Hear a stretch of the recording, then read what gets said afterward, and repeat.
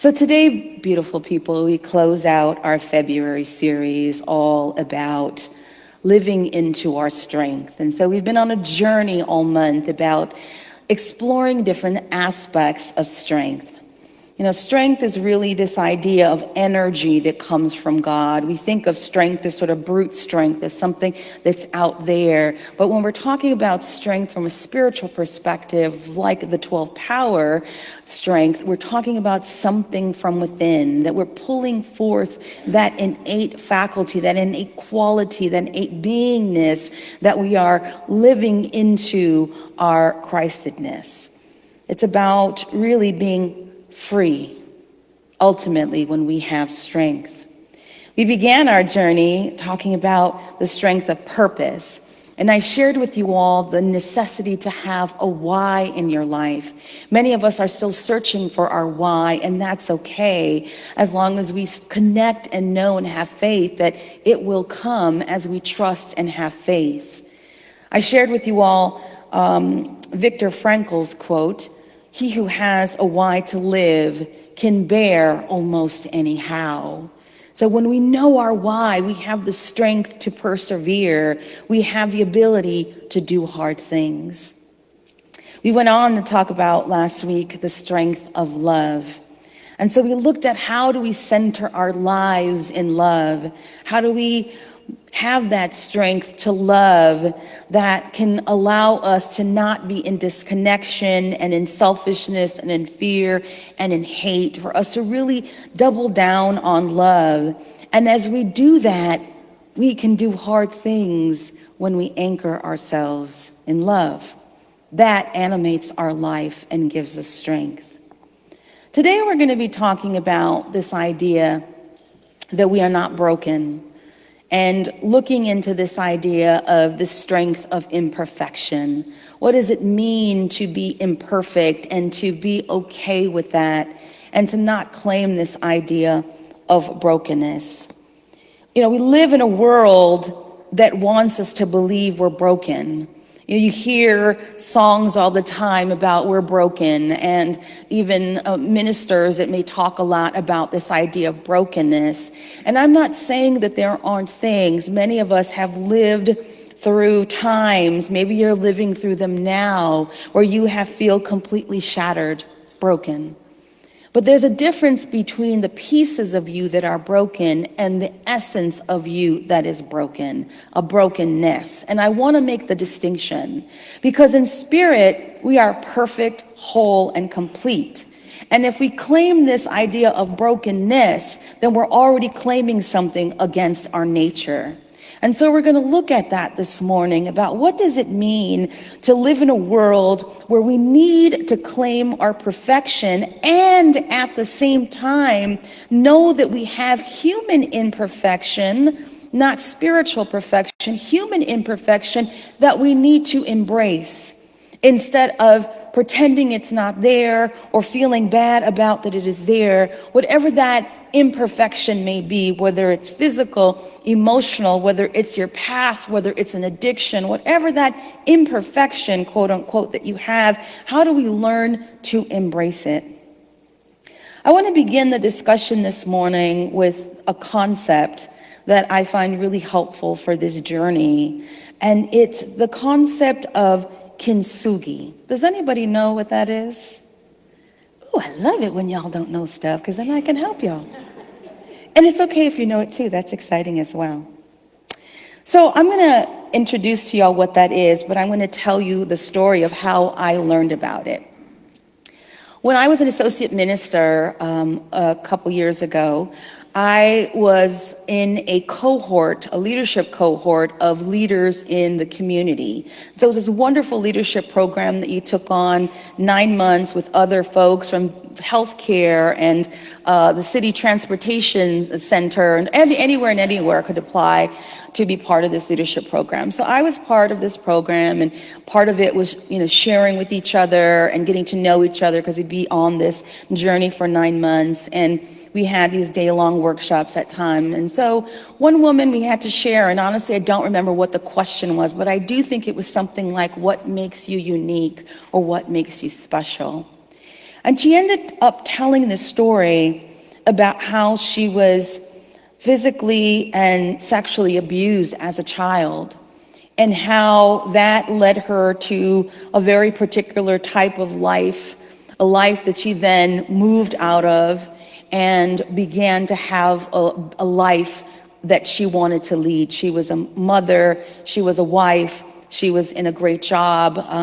And so she shared her journey of what she went through to where she was at now.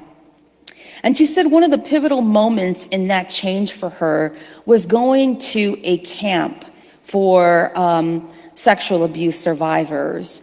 And she was introduced at that time to a very particular way of expressing and way of engaging with her life called kintsugi. And kintsugi is, what it means in Japanese is essentially golden joinery or golden repair.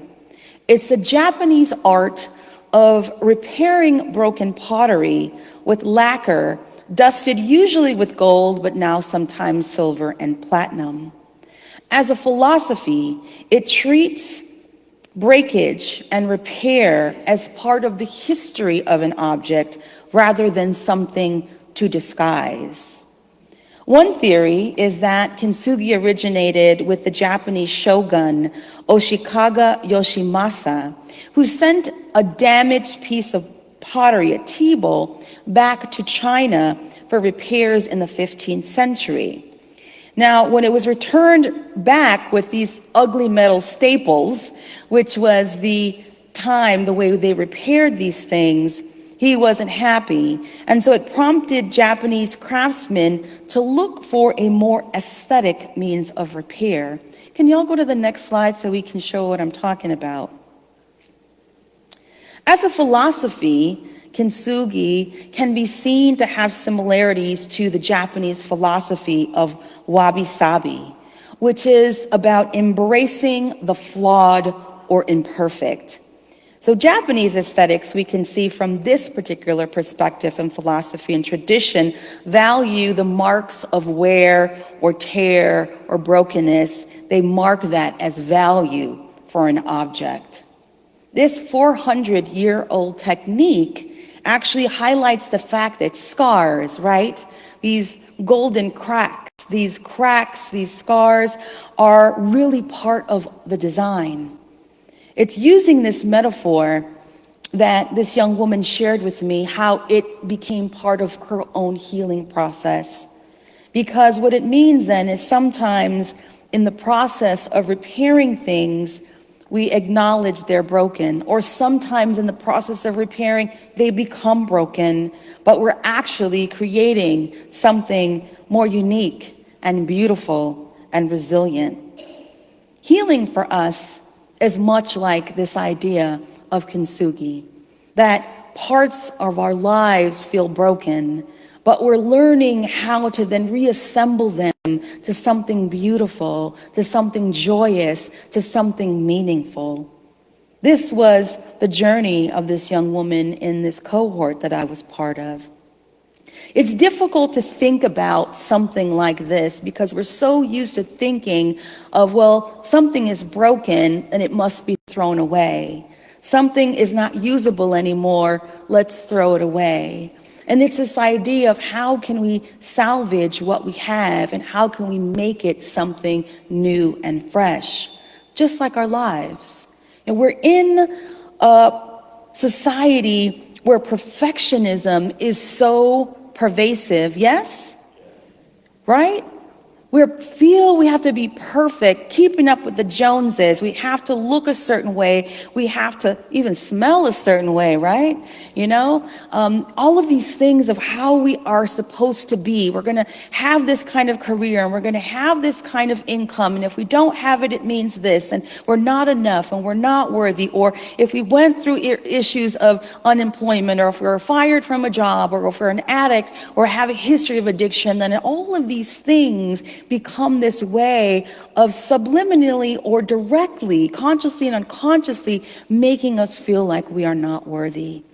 We got to do better. We got to be better. We got to act better. We are programmed, whether we realize it or not, to speak into perfection. This month, we're celebrating Lent, and there's a booklet. If you haven't gotten it, you should. I don't know if we have any more copies at the welcome desk, but you can get it online at unity.org, and it's 40 days of Lent, let go and let God. And I have a passage in here on this about the idea of letting go of overwhelm, which is also about perfection. We live in a fast-paced culture that creates expectations and demands that we stay busy and productive. Whether we realize it or not, most of us create an identity and self-value that is tied to working and doing. This creates a sense that there is never enough time, so we sacrifice rest and self-care to do more, to be more, and to get more. As a result, we may become sick, tired, frustrated, and overwhelmed. We create a disconnect from our authentic self. But when we turn our eyes to God within, we remember that we are whole and complete, and our worth is measured by not what we are, but what we are, not what we do. Our essence is how we measure that. We liberate ourselves from pressure, perfectionism, paralysis, and pain. Our spiritual inheritance is to be happy and free.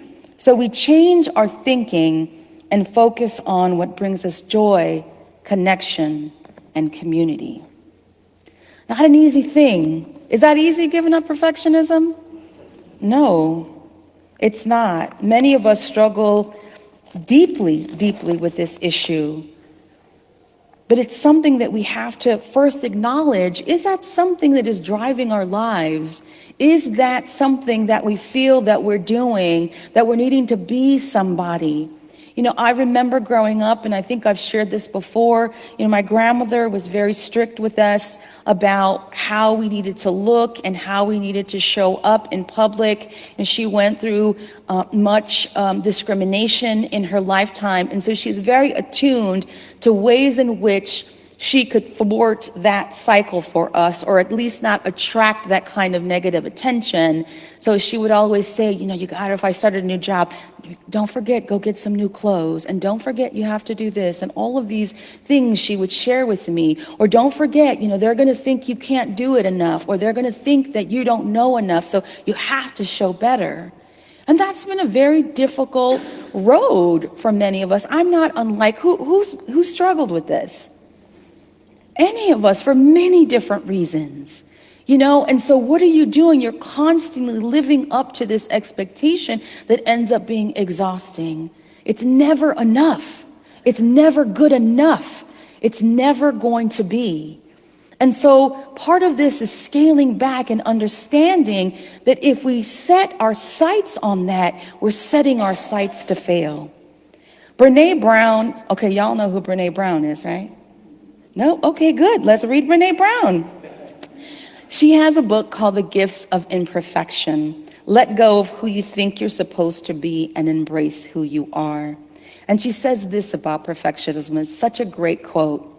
Perfectionism is not the same thing as striving to be your best. Perfectionism is the belief if we live perfect, look perfect, and act perfect, we can minimize or avoid the pain of blame, judgment, and shame. It's a shield. It's a 20-ton shield that we lug around thinking it will protect us, when in fact, it's the thing that's really preventing us from flight. So part of this idea is then embracing the imperfection, embracing what we think is not good enough. Again, maybe it's that history that we have of abuse, or maybe it's that history we have of being in 12-step, or maybe it's that history that we have of coming from poverty, or that history that we have from a life that we were not proud of, or a family that we're not proud of, or something that we did in the past.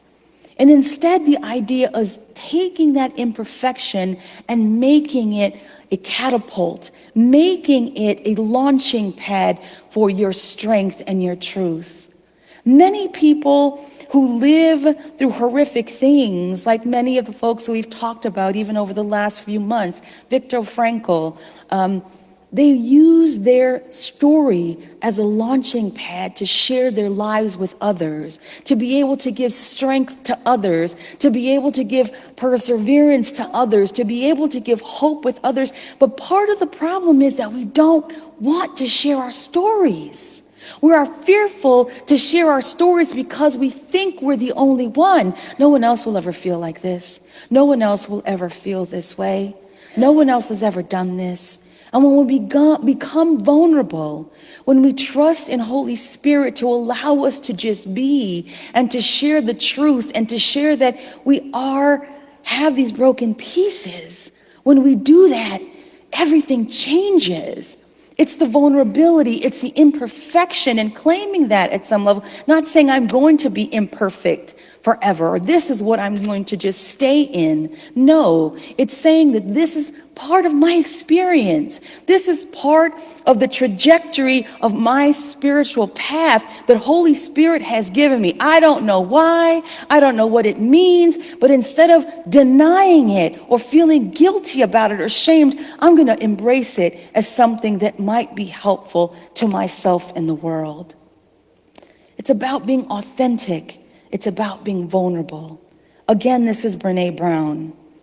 Authenticity is a daily practice of letting go who we think we're supposed to be and embracing who we are. It's choosing authenticity. That means cultivating the courage to be imperfect, to set boundaries, and to allow ourselves to be vulnerable. Exercising the compassion that comes with knowing that we are all made of strength and struggle. And nurturing the connection and sense of belonging that can only happen when we believe that we are enough. Authenticity demands wholehearted living and loving, even when it's hard, even when we're wrestling with the shame and the fear of not being good enough, and especially when the joy is so intense that we are afraid to allow ourselves to feel it. Mindfully practicing authenticity during our most soul-searching struggles is how we are inviting in grace and joy and gratitude into our lives. I want to flag something here about joy because that just struck me so deeply. Most of us who have lived in chaos, most of us who have lived in any kind of situation that has always made our lives feel tragic or hard or contentious, it is very difficult for us to experience joy. We may not realize that, but the moment that it seeps in, we back away from it. I was recently in a group, and we all went out and shared this wonderful day. A number of different people, small group. And there were two people in the group that had history, that had issues and tended to squabble with each other, right? You got people like that in your lives, right? They squabble with each other. And so we went out, we had this marvelous day, started early, ate, laughed, had adventures on public transportation, which I haven't been on for a while, I must admit. And it was just glorious. I mean, a glorious day. We get back to where we were staying and started to share authentically with one of the people there who's sharing about a love lost and why that love didn't come to fruition and the things that they saw in the other person. And then the contentious one couldn't help themselves, right? And just jumped in and sort of said, well, you're not telling the whole story. What about the stuff you did? And then everything fell apart. I realized in that moment, that person who I know who they are and what they live with, cannot stomach after a long while the feeling of joy. You have to mess it up, right? Come on now, I know somebody's going to testify this. Who has been in a good relationship that you messed up? Right? It was somehow you messed it up. Most of the time it's because something in you may have felt like you weren't good enough, or it wasn't good enough, or they weren't good enough. But again, it's that monkey mind, that perfectionism that comes in. And part of it is that fear to actually feel. It's that fear to actually be open-hearted to the point where you're like, this may make me broken in pieces, but I won't be broken. It's that feeling that we as human beings, whether we realize it or not, completely disregard. We push things away because we fear the joy, not the pain. Part of this struggle is to embrace this identity that Charles Fillmore called the overcomer. And I love that our co-founder, Charles Fillmore, talked about this idea of the overcomer. And he said it's one who recognizes the truth of one's being and is renewing their mind and body and affairs by changing the thoughts from the old mortal beliefs to the new as they are seen, as they see themselves in divine mind. An overcomer is one who recognizes the truth of their being and is renewing constantly their mind and their body and affairs by changing the thoughts, again, from the old to the new. Changing the thoughts from this desire and race for perfection to this idea that we are perfect, whole, and complete, and the imperfection is just a way to remind us that we are whole and we can make ourselves whole again. These sacred cracks, these golden cracks, these structures that are incomplete. How do we complete them? He says the way of the overcomer is in 2 steps. First, to place one's self by faith in the realization of what he calls sonship. So to place yourself in faith that I am a child of the divine. Anything that is not of that caliber and level is not me. So that when we understand who we are, we can then meet it energetically to have experiences in our lives that are only that. Most of us don't vibrate at that level where we understand who we really are, that we understand that we are inheritors of this great, great universe, that we are here to live life and live it abundantly, as Jesus said, not to be in sorrow and pain. 1. And 2, he says to demonstrate it faithfully in every thought and act. Sometimes we can think it, but we may not feel it. And that's the part. We're thinking and feeling it. And that's why we practice meditation and we practice affirmation and we practice prayer, because it's about aligning oneself, aligning and strengthening in that truth by repetition. We have this mind that has told us all these things for so many years. And so we must retrain that mind and the body in concert with each other to be in alignment, to be in the vibration of divine mind. And so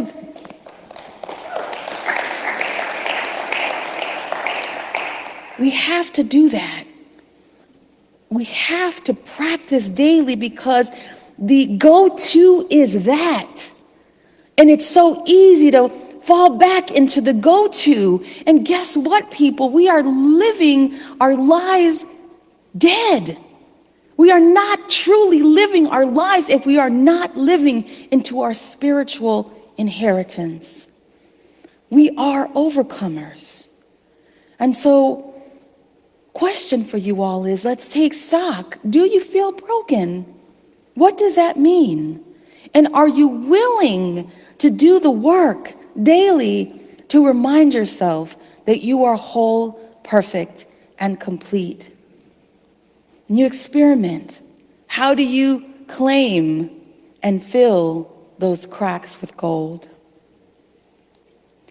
As I move to close, I think it's apropos, it sort of came to me as I was thinking about Bruce Henry doing his music here and doing his concert about the evolution of African American music.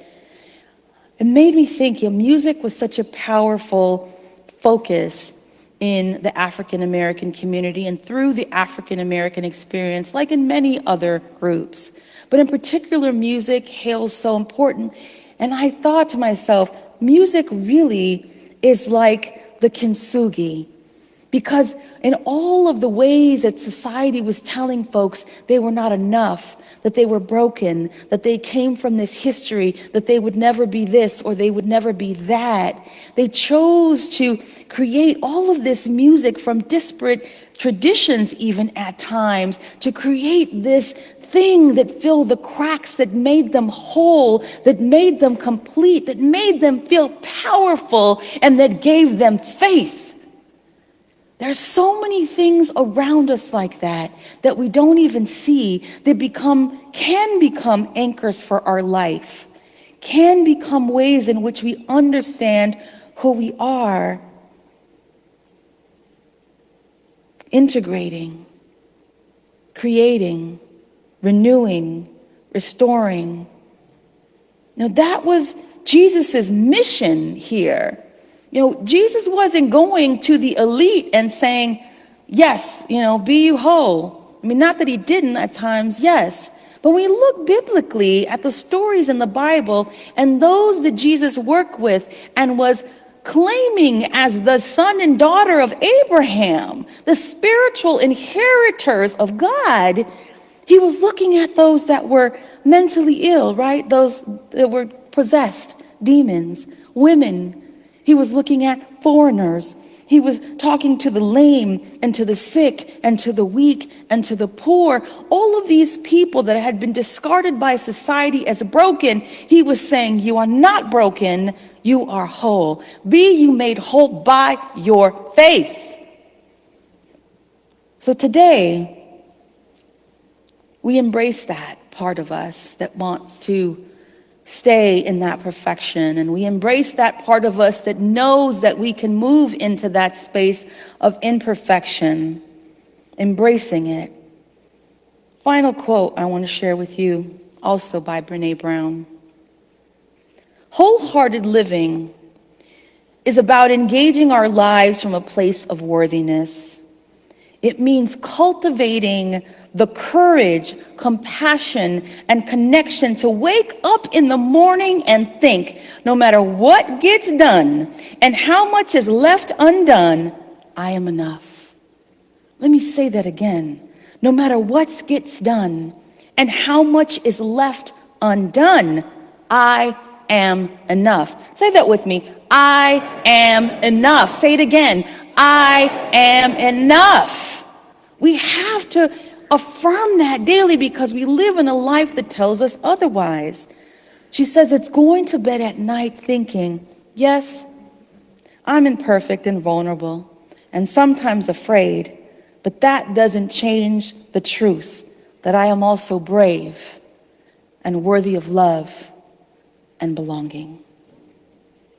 So as we leave here today, I invite you to embrace those cracks, embrace those fissures, embrace those knocks of life, that shattering of life that is part of you, and fill it up with that love of God, which is that healing elixir. It is that healing lacquer that is filling up those cracks to remind you of the truth of your beauty and wholeness.